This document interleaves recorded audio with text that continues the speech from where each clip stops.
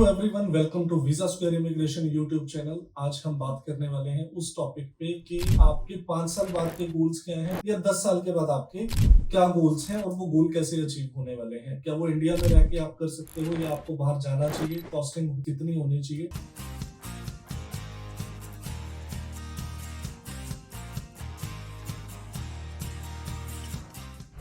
India में अगर 2024 का हम पूरा डेटा उठा के देखते हैं तो उसमें 1 करोड़ से ज्यादा लोग ग्रेजुएट करके निकल रहे हैं। या तो उन्होंने बैचलर डिग्री करी है या 12th के एग्जाम दिए हैं। सीबीएसई का अगर डेटा उठाएं तो 12 से 15 लाख स्टूडेंट निकला है 12th करके लास्ट ईयर। इसके अलावा अगर स्टेट बोर्ड की बात करें, हर स्टेट की हम बात करते हैं, तो उसके अंदर 1 CR के आसपास टोटल नंबर ऑफ स्टूडेंट है। तो अगर हम बात करते हैं एक स्टूडेंट जिसने अभी 12th करी है, वो इंडिया में अगले अपने 5 साल स्पेंड करता है। एक दूसरा सिनेरियो ये है कि अगर वो बाहर जाता है तो दोनों केसेस में क्या डिफरेंस आने वाला है। अगर पहले बात करें हम स्टूडेंट की जो इंडिया में ही अपने आगे ग्रेजुएशन करता है, इंडिया का जो सिस्टम है आप सब जानते हो कि वो अगले 5 साल सबसे पहली बात तो ये है कि अपने पेरेंट्स पे डिपेंडेबल रहेगा। तो कॉलेज टाइम के सारे टाइम पे वो अपने पेरेंट्स से ही अपने पॉकेट मनी लेने वाला है, जो उसके खर्चे होने हैं, प्लस उसके जितने भी ट्यूशन फीस रहने वाली है ईयरली, वो भी उसके पेरेंट्स करने वाले हैं। यहाँ पे कोई ऐसा कल्चर नहीं है कि स्टूडेंट्स अपने ग्रेजुएशन के साथ साथ पार्ट टाइम जॉब्स करके कुछ अच्छा अर्न कर सकते हैं। तो इंडिया में तो बेसिकली ये 5 साल जितने भी एक्सपेंसेस आएंगे वो सारे पेरेंट्स करने वाले हैं। अगर कोई स्टूडेंट बाहर जाता है, उसके पास कॉस्टिंग अगर उसकी 10 लाख भी आती है, तो सबसे पहले तो उसकी रिटर्न ऑन इन्वेस्टमेंट बहुत अच्छी होने वाली है अगर वो बाहर जाके पढ़ना शुरू करता है। लेट्स से इनिशियली उसको 10 लाख रुपए खर्चा करके वो यूरोप की किसी भी कंट्री में पढ़ाई करने चला जाता है। वहां जाने के बाद अब सबसे पहले तो वहां का कल्चर इस चीज को सपोर्ट करता है कि आपको पार्ट टाइम जॉब करनी चाहिए। आप किसी रेस्टोरेंट पे जॉब कर रहे हो, आप किसी शॉप में जॉब कर रहे हो, या आप किसी वेयर हाउस में जॉब कर रहे हो, कुछ भी काम करके सबसे पहले तो वहां का जो रूल सपोर्ट करता है इन चीजों को, वो है मिनिमम वेज रेट। इंडिया में कोई मिनिमम वेज रेट नहीं है, बट बाहर ऐसा नहीं है। बाहर आपको आर्ली बेसिस पे उसको मिनिमम अमाउंट तो पे करनी पड़ेगी। जैसे अगर कनाडा में बात करें, चाहे काम कोई छोटा काम है चाहे बड़ा काम है, हर काम के अलग अलग वेज रेट है, बट मिनिमम वेज रेट आपका $15 तो है।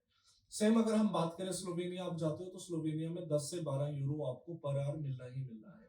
लातविया में बात करें तो 8 से 10 यूरो आपको पर आवर मिलना ही मिलना है।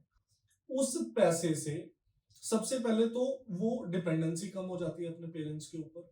दूसरा, उसकी ग्रेजुएट डिग्री तो साथ साथ हो ही रही है और उसकी जो ट्यूशन फीस है वो भी बच्चा खुद से निकालता है। प्लस वहां की यूनिवर्सिटीज की वैल्यू इंडिया की यूनिवर्सिटीज की वैल्यू से ज्यादा है। जॉब्स की जो अवेलेबिलिटी रहने वाली है वो बाहर ज्यादा अच्छी है as compare to India.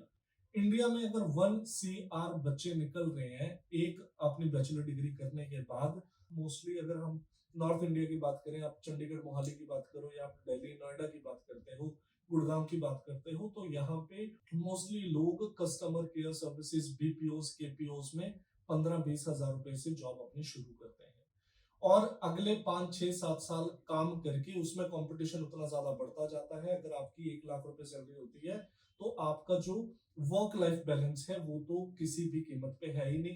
Competition इतना ज्यादा है कि आपको सरवाइव करना भी मुश्किल होता है। अगर आपको बाहर किसी सिटी में निकल के अपना घर लेना पड़ जाए तो आपको सारी जिंदगी की इंस्टॉलमेंट्स भरनी पड़ती हैं। आप इतनी बुरी तरह स्टक हो जाते हो, जिसका कंपैरिजन आपको अगर हम बाहर गया हुआ कोई स्टूडेंट है उसके साथ करें तो बाहर वाले की लाइफ कंपैरेटिवली बहुत इजी रहती है। रीजन भी ग्रेजुएट करके जब वो निकलता है उसको सबसे पहले तो जॉब की ऑप्शंस अच्छी होती हैं। उसके अलावा वो अपनी उसी फील्ड में जॉब करता है जिस फील्ड में उसने अपनी ग्रेजुएशन करी है। इंडिया में ऐसा नहीं है। इंडिया में बीपीओस केपीओस में आप किसी भी बैकग्राउंड से हो आपको जॉब मिल जाती है। आपको पता है गवर्नमेंट जॉब की प्रिपरेशन करनी शुरू करोगे 2-3 साल आपके फिर से वेस्ट होने हैं। अगर उसके बाद फिर आप इंडिया में अपना करियर शुरू करते हो प्राइवेट सेक्टर में, फिर तो आपके लिए बहुत ज्यादा टाइम निकल चुका होता है।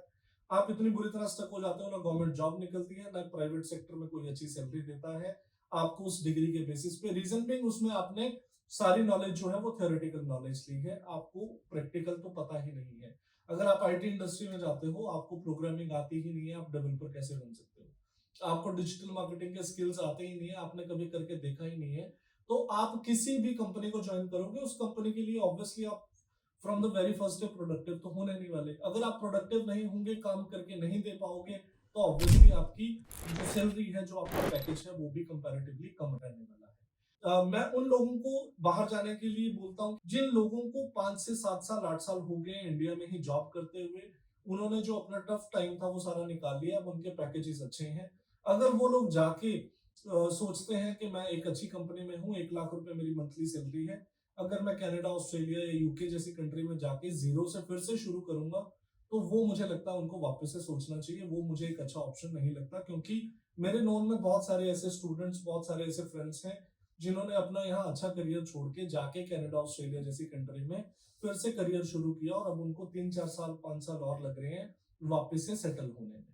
तो उस केस में मुझे लगता है कि आपको फिर से सोचना चाहिए। बट अगर आप रिसेंट ग्रेजुएट हो, तो सारी इवैल्यूएशन के बाद अगर बाहर जाके आप अपना करियर शुरू करते हो, वो कंपैरेटिवली ज्यादा अच्छा है एज कंपेयर टू इंडिया। ये सारी कैलकुलेशंस आप खुद भी कर सकते हो, खुद भी आपको एक बार अपने सारे पॉइंट डिस्कस करने चाहिए। आपके फ्रेंड्स, फैमिली या रिलेटिव्स में से अगर कोई बाहर ऑलरेडी है और जिसको गए हुए 3-4-5 साल हो चुके हैं, उनसे आप डिस्कस करके देख सकते हो कि एज कंपेयर टू इंडिया वहां उनकी ग्रोथ कैसी रहने वाली है। वहां पे आप पर्टिकुलर, अगर आपका स्टेम बैकग्राउंड है, साइंस है, टेक्नोलॉजी है, इंजीनियरिंग है, इस बैकग्राउंड के जितने भी स्टूडेंट हैं उनको यूरोप की, फिनलैंड, डेनमार्क, स्वीडन जैसी कंट्रीज के बहुत अच्छे ऑप्शंस अवेलेबिलिटी है। आने वाला टाइम एआई का है। अभी आप बहुत सारी न्यूज ऐसे सुनते हो, अगर हम आज से 5 साल बाद या 10 साल बाद सोचते हैं तो बहुत सारी जॉब्स जो हैं वो एआई में कन्वर्ट हो जानी है। थ्योरेटिकल नॉलेज लेके तो आपको वो नॉलेज आने नहीं वाली। फिर आप 5-10-15 हज़ार रुपए पे कोई जॉब शुरू करते हो, धीरे धीरे आप वो चीजें सीखते हो, आपका वो काफी लंबा टाइम निकल जाता है। 3 से 4 साल तो आपकी ग्रेजुएशन के डिग्री के निकल गए, उसके बाद 3 से 4 साल आपके वो स्किल्स को प्रैक्टिकली सीखने में निकल गए, उसके बाद जाके आपको कुछ अच्छा मिलता है। बट अगर आप बाहर हो, आप ग्रेजुएट करते ही निकलते हो, साइंस, टेक्नोलॉजी, इंजीनियरिंग अगर बैकग्राउंड आपका है, तो आपको इनिशियली ही बहुत अच्छा पैकेज मिल जाता है। स्वीडन की अगर हम नॉर्मल भी बात करते हैं तो 60 लाख का उनका एक पैकेज शुरू होता है। एवरेज जो इनकम है वो वहां के स्टूडेंट की 60 लाख है। फिर क्वेश्चन आ जाता है कि वहां की टैक्स बड़े ज्यादा है, टैक्स ज्यादा है तो आपको फैसिलिटीज भी ज्यादा है। इंडिया में कितने लोग ऐसे हैं जिनको जब लास्ट टाइम कोविड आया था तो हर किसी को घर घर बैठे उनके जो डेली एक्सपेंसेस के खर्चे हैं वो गवर्नमेंट ने दिए थे। इंडिया में ऐसे एक्सपेंसेस आपको नहीं मिलने वाले हैं। अगर किसी का हेल्थ बैकग्राउंड है, हेल्थ बैकग्राउंड में अगर तो आपने एमबीबीएस करनी है, एमडी करनी है, उस केस में तो आप ऑब्वियसली इंडिया को चूज कर सकते हो। इंडिया में थोड़ा कॉस्टली है अगर आपको गवर्नमेंट कॉलेज नहीं मिलता है, प्राइवेट के थ्रू जाते हो।